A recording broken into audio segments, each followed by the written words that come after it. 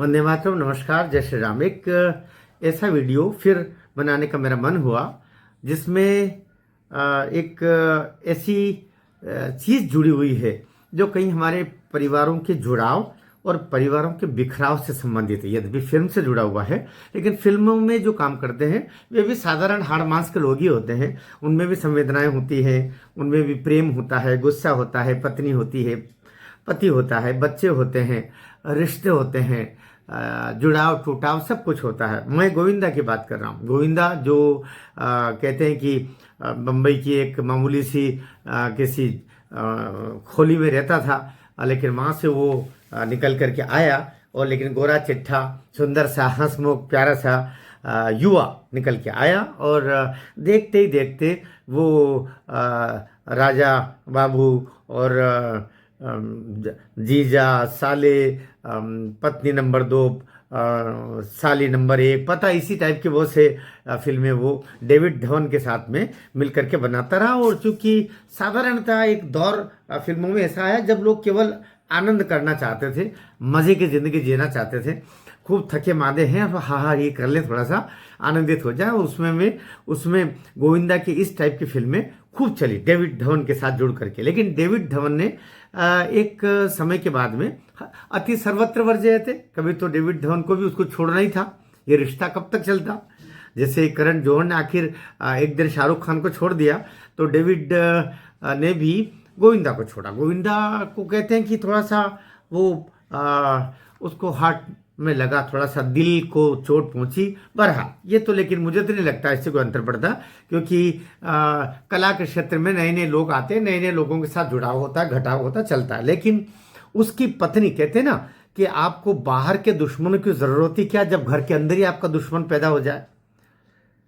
और चूंकि गोविंदा बीच में कांग्रेस के टिकट पर सांसद भी बने, यद्यपि संसद में वो 1-2-4 दफे कभी गए होंगे, क्योंकि फिल्म वालों लोगों को तो ये राजनीतिक लोग पहले केवल नेताओं की और उनके कार्यों की क्रेडिबिलिटी खत्म होने से, नेताओं की विश्वसनीयता खत्म होने से पहले तो इन अभिनेताओं को अपनी रैलियों में बुलाते थे भीड़ जुटाने के लिए। लेकिन नरेंद्र मोदी के 2014 में आगमन के समय ये सब वो सिलसिला बंद हो गया और ये अभिनेता लोग पैसा भी लिया करते थे पहले उसमें आने के, राजनीतिक नेताओं की रैलियों में आने के। लेकिन मोदी ने ये तिलिस्म तोड़ा कि आपका व्यक्तित्व, आपका नेता, आपका खुद का आभा मंडल ऐसा हो, आपका ओरा ऐसा हो, आपके से संबंधित विश्वास ऐसा हो और आपकी पार्टी ऐसी विचारधारा पर टिकी हुई पार्टी हो जिसके कार्यकर्ता और जिसको सुनने वाली जनता स्वयं अपने साधनों से वहां पहुंचे और लाखों की भीड़ नरेंद्र मोदी को सुनने आने लगी। नरेंद्र मोदी की प्रशंसा के लिए नहीं कर रहा हूं मैं,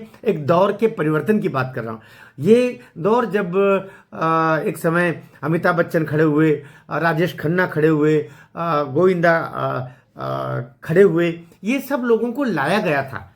हाँ, उसमें साउथ से भी ऐसे बहुत सारे रहे, वैजयंतीमाला रही, बहुत लोग आते रहे क्योंकि इनको लोग पसंद करते थे और बिना किसी परेशानी के वो सीट राजनीतिक दल आराम से जीत जाया करते थे।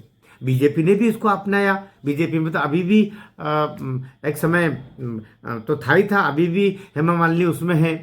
और जो अभी जिसको कहते हैं ना कि वो कौन सी एक फिल्म आ रही देश प्रेम की, अभी नंबर 2 पर सन्नी देओल की, तो वो शायद बॉर्डर या ऐसे कोई नाम है, बॉर्डर 2 आ रही है ना। मेरा एक सहयोगी पास में बैठा हुआ है, उसने मुझे तो बॉर्डर 2 आ रही है, तो इसको भी सांसद बनाया हुआ है।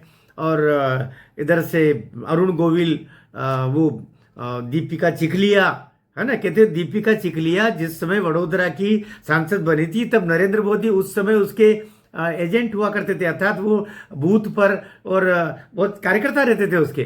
दीपिका चिखलिया जिस समय 2004 के लगभग की बात होगी है, तो उस समय वो गुजरात में वडोदरा सीट से जब सांसद के लिए उसके डिक्लेयर हुआ तो नरेंद्र मोदी जैसे तो उसके कार्यकर्ता थे जो दौड़ भाग करके उसको जिताने के लिए पर्चियां लिखा करते थे, काम कर रहे थे। बहरहाल तो इसीलिए भारतीय जनता पार्टी की मैं आदर भी करता हूं, इसके कार्यकर्ताओं को भी आदर करता हूं। आप क्षमा करना, क्योंकि बात सही को सही हम जैसे लोग भी नहीं बोलेंगे तो भाई फिर कौन बोलेगा। इसमें कब किसको उठा करके अचानक बिहार से पूरे 15 करोड़ की कार्यकर्ताओं की पार्टी का अध्यक्ष बना दिया जाए। नितिन नवीन को कोई सोच सकता था? एक समय खुद ही वो उनकी सुशील मोदी जी की, और जब ट्रेन में जा रहे तो उनके साथ वो दूर से दूसरे कंपार्टमेंट से उसके उनके साथ सेल्फी ले रहा था खड़े होकर के। ऐसा एक बच्चा, ऐसा एक युवा, ऐसा एक लड़का, ऐसा एक प्रतिभावान, सामर्थ्यवान, जमीन से जुड़ा हुआ युवा को अचानक एक पार्टी बना देती। नहीं तो यहाँ तो गांधी परिवार, नेहरू परिवार, कौन कौन से परिवार हैं, उनमें तो उनके कुत्ते बिल्ली तक गवर्नर बन जाते हैं वहां के। तो बहरहाल हम विषय से भटक न जाए, गोविंदा की बात कर रहे थे। गोविंदा की पत्नी इतनी मुखर होकर के और विरोध पर उतर आई कि गोविंदा को भरे मीडिया में सबके सामने तू तड़ाक से बोलना, उसके साथ अपमानित शब्दों का प्रयोग करना, गोविंदा को मैं खाने का रोकती हूं तो वो ऐसा करता है ना।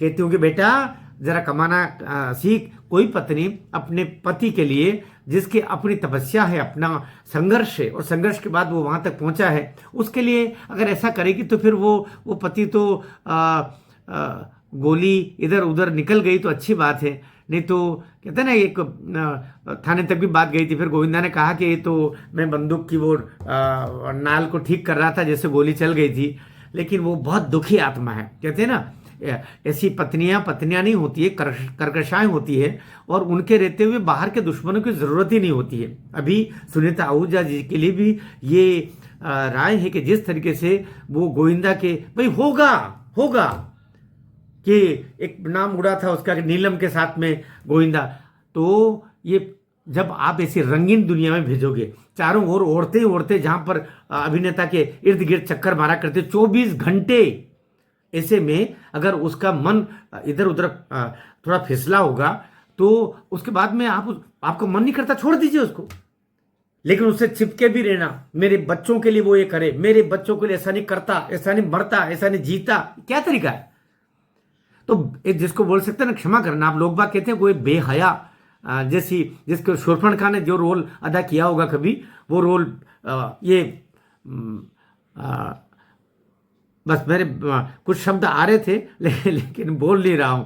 तो ये सारी गृहिणियों के लिए भी, क्योंकि स्त्री पर परिवार टिका रहता है। 4 दीवारों से घर नहीं बनता, स्त्री से घर बनता है। स्त्री अगर ठीक हो तो वो झोंपड़ी को भी महल से ज्यादा सुख में बना सकती है, और लेकिन स्त्री अगर सुनीता आहूजा जैसी हो, क्षमा करना आप, तो महल को भी वो झोपड़ी से बदतर कर सकती है। इसलिए गोविंदा के लिए बहुत हमदर्दी है। मुझे लगता है गोविंदा को एक आध मौका दे देना चाहिए, वरना इसको कहना चाहिए भाई श्रीलंका ही तेरा वास है, तू वही निकल जा दीदी, और मुझे बख्श दे, कम से कम ये ठीक से काम करेगा और वापस अपने आप को रीस्टेबल कर लेगा। गोविंदा इसके रहते हुए रीस्टेबल भी नहीं होगा, यद्यपि उसके दुश्मनों की कोई कमी नहीं। कहते हैं शाहरुख भी उसका दुश्मन है, कहते हैं सलमान भी उसका दुश्मन है। वे लोग उसकी फिल्मों को, एक दफे मैं सुन रहा था कहीं पर गोविंदा के मुख से कि मेरी जो फिल्में हैं उनको स्क्रीन नहीं मिलती, पर्दे नहीं मिलते, देश में फिल्में रिलीज ही नहीं हो पाती है। तो सारे डायरेक्टर जो उसको लेना चाहते हैं उनको भी प्रेशर रहता है कि यार इसकी फिल्म तो बनाएंगे लेकिन स्क्रीन तो मिलेगी नहीं,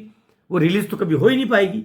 तो बड़ा षड्यंत्र गोविंदा जैसे हीरो के साथ में हुआ, जैसा सुशांत सिंह राजपूत के साथ कभी हुआ, जैसा दिशा सालियान के साथ कभी हुआ। इन्हीं लोगों को, जो भी प्रखर प्रतिभावान हैं, पहले हैं तो उनको या तो मार दिए गए या हटा दिए गए, या नए हैं तो उनको आने नहीं दिया जा रहा। गोविंदा चूंकि स्टेबल था, उसके स्टेबल रहते हुए तथाकथित खान बंधुओं की कहीं दाल नहीं गल रही थी। इसको कैसे रोका जाए? ऐसे रोका जाए, शायद उसको सफलता मिली। और फिर घर का भेदी लंका ढाए, घर में ही मिल गए विरोध करने वाले, तो उनको चाबी भरो, उनको दाना पानी दो और वो काम कर देंगे। आदरणीय सुनीता आहूजा जी, मेरे से कुछ तल्ख निकला हो तो आप मेरी भी माता समान हो, जरा मुझे क्षमा करना बच्चा समझ के। जब आपने गोविंदा को बेटा कह दिया, अपने पति को भरी मीडिया में सबने बेटा, तो फिर हम सबके आपके बच्चे ही हैं। माते क्षमा करो, और खुद को एक दिन शीशे में देखना, मेकअप करके नहीं, बिना मेकअप के, समझ में आ जाएगा आप गोविंदा के साथ जो कर रही हो, क्या आपको ऐसा करना चाहिए था और क्या अब आपको ऐसा और आगे करना चाहिए। विनम्रता सीखें। भारतीय नारी की मर्यादा विनम्रता ही उसका गहना है। इससे बरख्स वो अलग जाएगी तो वो कहीं की नहीं रहेगी, उसको लोग फिर शक्ल देखना भी पसंद नहीं करते। वीडियो ठीक लगा हो शेयर कीजिए, बुरा लगा हो मुझे गालियां दीजिए। भारत माता की जय।